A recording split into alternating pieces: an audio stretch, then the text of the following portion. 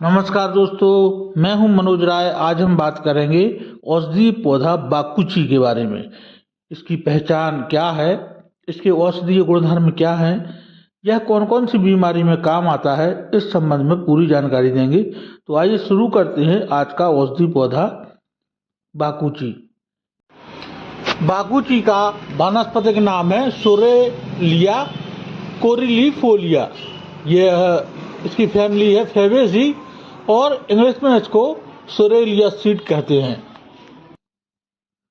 संस्कृत में बाकुची, पूतीफली, कृष्णफला, कुष्ठग्नि, हिंदी में बकुची, बाकुची, बाबची, गुजराती में बावची, मराठी में बावची, बंगाली में बुकराचिदाना, हाबुच, सोमराज, फारसी में स्याह सफरम, तेलुगु में भावांची, अरबी में तुख्म रेहाम, तमिल में करपो करिशी। बाकुची के छोटे छोटे पादप वर्षा ऋतु में समस्त भारतवर्ष में अपने आप उगते हैं तथा जगह जगह इसकी खेती भी की जाती है। साधारणतया बाकुची के पौधे एक वर्षायु होते हैं, परंतु उचित देखभाल करने से यह 4-5 वर्ष तक जीवित रह जाते हैं।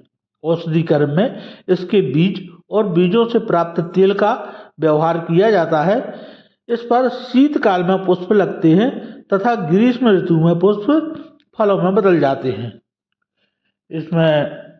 इसका रासायनिक संगठन है, बाकुची के बीजों में एक उड़नशील तेल, एक राल या रेजिन, एक स्थिर तेल तथा 2 क्रिस्टलाइन सत्व सोरालेन पाए जाते हैं। फल के छिलके से सोरोलिडिन तत्व प्राप्त किया जाता है। बाकुची के कुष्ठग्न और क्रमिग्न कर्म इन दोनों तत्वों के कारण होते हैं।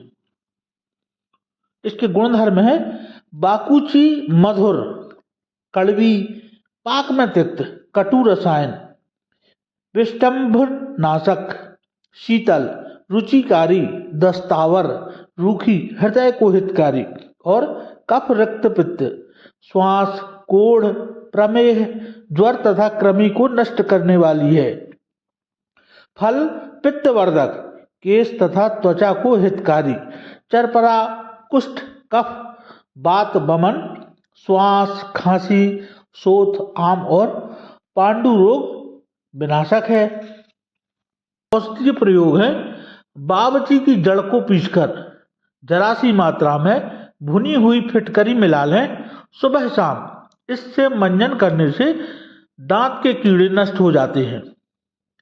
श्वास रोग में आधा ग्राम बीजों का चूर्ण अदरक के रस के साथ दिन में 2-3 बार सेवन करने से खांसी में आराम मिलता है, कफ ढीला होकर निकल जाता है। पीलिया में 10 ml पुनर्नवा के रस में आधा ग्राम पिसी हुई बावची के बीजों का चूर्ण मिलाकर सुबह शाम प्रतिदिन सेवन करने से लाभ होता है। ज्यादा मात्रा में बावची का सेवन वमन पैदा करता है, इसलिए उचित मात्रा में ही इसका सेवन करें।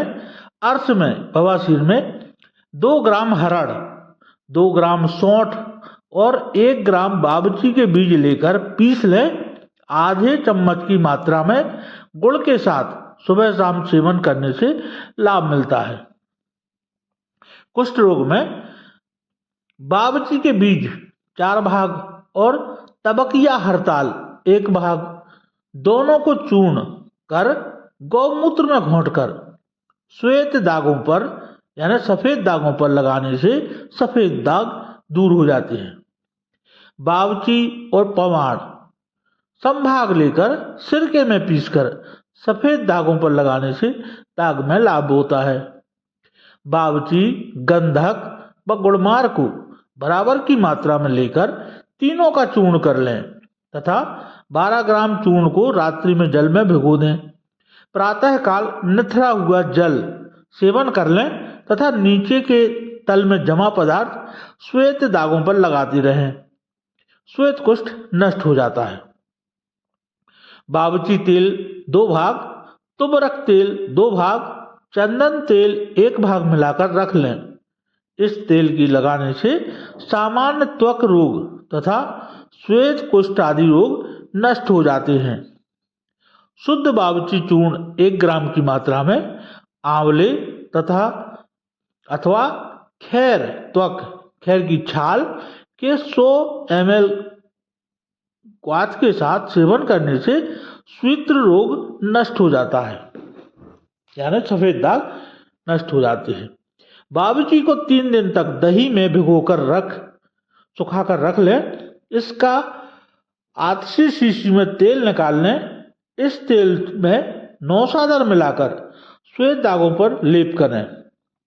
बावर्ची, कलौंजी, धतूरे के बीज संभाग लेकर आक के पत्तों पर के रस में पीसकर श्वेत दागों पर लगाने से श्वेत कुष्ठ नष्ट हो जाता है। बावर्ची, इमली, सुहागा और अंजीर मूल त्वक संभाग लेकर जल में पीसकर सफेद दागों पर लेप करने से श्वेत रोग नष्ट हो जाता है। बावर्ची, पमाड़, गेरू संभाग लेकर कूट पीसकर अदरक के रस में खरल कर सफेद दागों पर लगाकर धूप सेकने से श्वेत कुष्ठ नष्ट हो जाता है। बावर्ची, गेरू और गंधक संभाग लेकर पीसकर अदरक के रस में खरल कर 10-10 ग्राम की टिकिया बनाकर एक टिकिया रात्रि को 30 मिलीग्राम जल में डाल दें।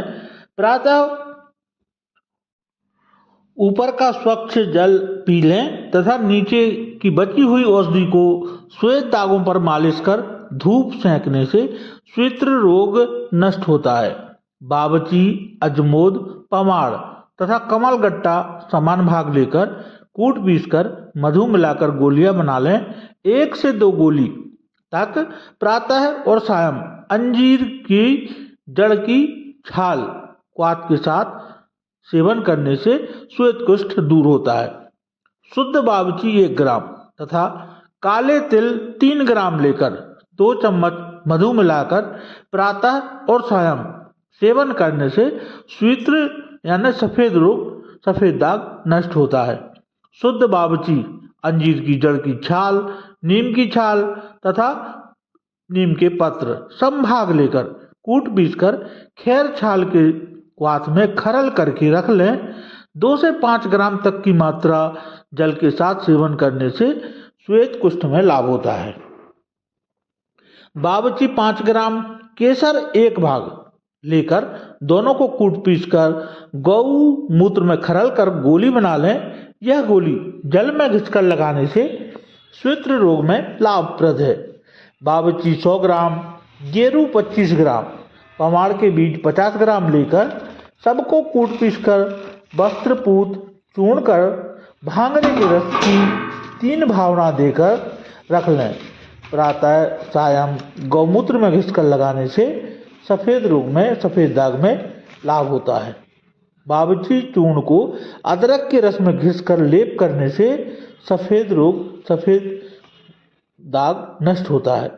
बावर्ची 2 भाग, नीलअथोता तथा सुहागा 1-1 भाग लेकर कपड़छन चूर्ण कर 1 सप्ताह भांगरे के रस में घोंट कर रख लें। इसको नींबू स्वरस में मिलाकर सफेद दाग पर लगाने से सफेद दाग नष्ट होते हैं। यह प्रयोग तीक्ष्ण है, अतः इसके प्रयोग के फलस्वरूप फोले होने पर यह प्रयोग बंद कर दें। शुद्ध बावर्ची चूर्ण की 1 ग्राम मात्रा बहेड़े की छाल तथा जंगली अंजीर मूल छाल के क्वाथ में मिलाकर निरंतर सेवन करते रहने से श्वेत तथा घोर पुंडरीक में लाभ होता है। बावर्ची, हल्दी, अर्क मूल त्वक समान भाग लेकर महीन चूर्ण कर कपड़ छान कर लें। इस चूर्ण को गौमूत्र या सिरका में पीसकर श्वेत के दागों पर लगाने से श्वेत दाग नष्ट हो जाते हैं। यदि लेप उतारने पर जलन हो तो तुबरकादी तेल लगाएं।